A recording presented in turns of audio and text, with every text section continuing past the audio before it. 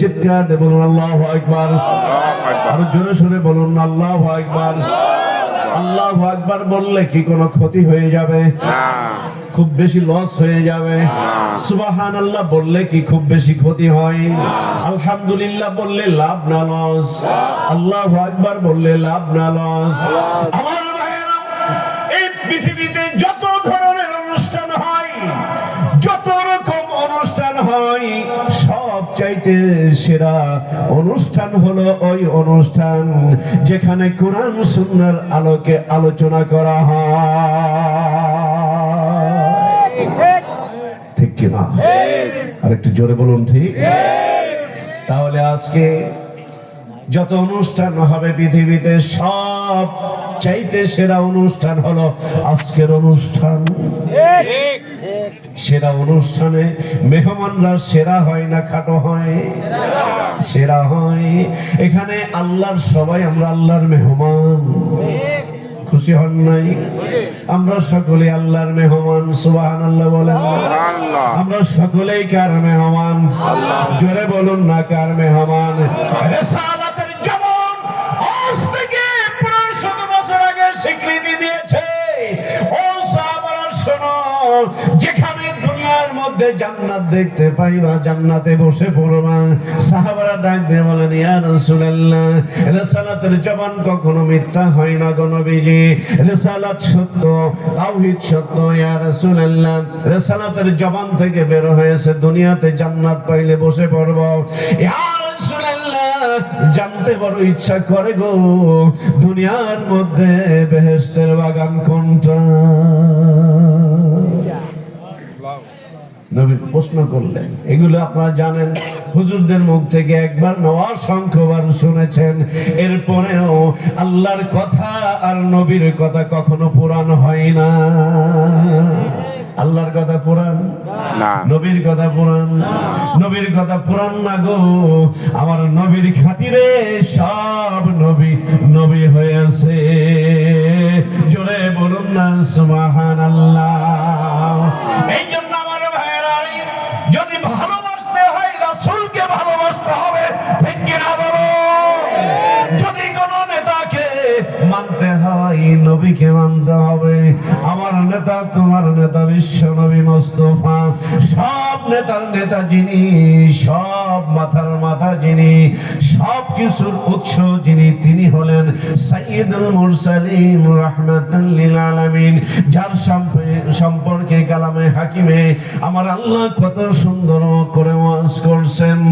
ওমা আরসালনাকা ইল্লা রাহমাতাল লিল আলামিন।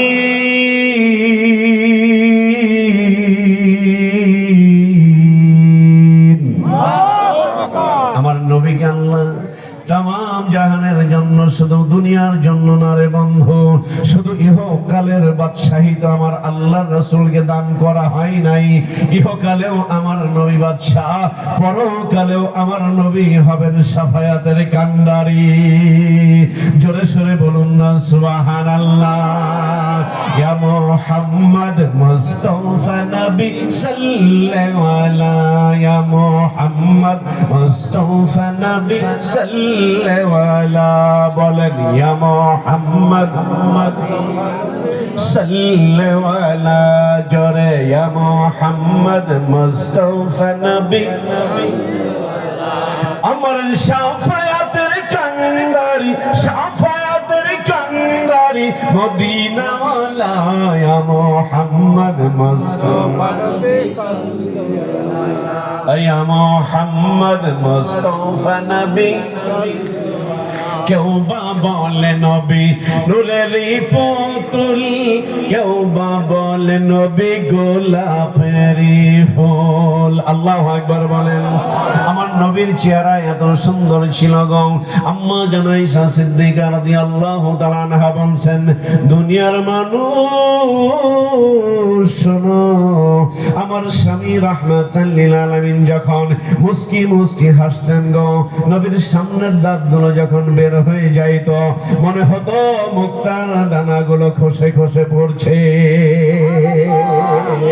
আমার নবীর পেটে ক্ষুধা ছিল, মুখে কোন সাহাবা কোনদিন নবীর দরবারে এসে পেটটা না ভরে তার আপন গৃহে ফিরে যায় না। এক পেট খোদা নিয়ে আসছেন, নবী খোদা নিয়ে আসছি, চুলায় আগুন জ্বলে না। আল্লাহ নবী বলেন কয়দিন আগুন জ্বলে না? 2 দিন 3 দিন।